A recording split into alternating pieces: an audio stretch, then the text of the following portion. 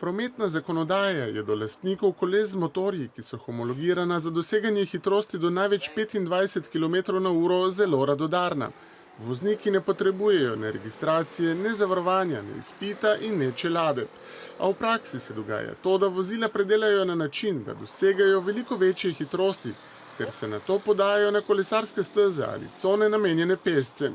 Ljudje so nad pojavom ogorčeni.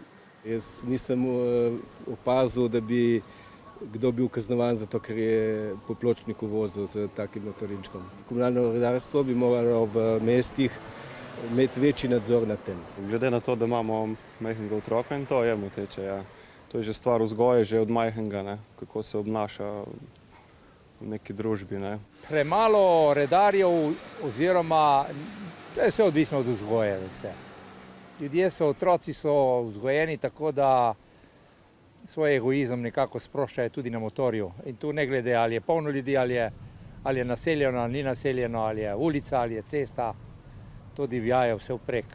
Moram reči, da smo v letošnjem letu odredili 35 izrednih tehničnih pregledov do zdaj. V vseh teh primerih se je gotovilo, da so ta vozila bila predelana.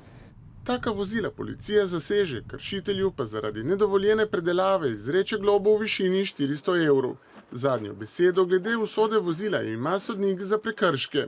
Seveda tudi odgovornost staršev obstaja tukaj in če ugotovimo, da so starši opustili neko dolžno skrb na tem mladoletniku, izrečemo globo 200 evrov tudi staršem. Pred vrati pa so že spremembe zakonodaje, ki bi policiji olajšale delo.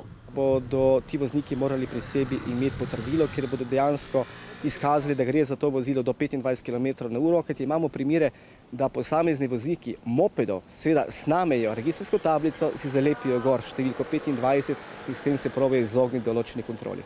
Problem so zaznali tudi prodajalci motociklov.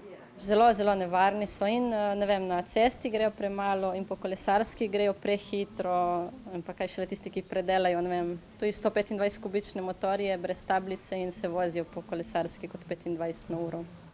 Tukaj pa je še en problem. Ker ti ne rabiš tehničnega pregleda, ni pomembno dele luči, ni pomembno dele bremze, pa njih je važno, da gre motor in to mislim, da je problem pač. Motor mora biti tehnično izpraven, da greš ti lahko na cesto. S problemom se po svojih močeh bojujejo tudi koprski redarji, a kot opažajo, se večinoma mladoletni vozniki na njihova opozorila požvižgajo.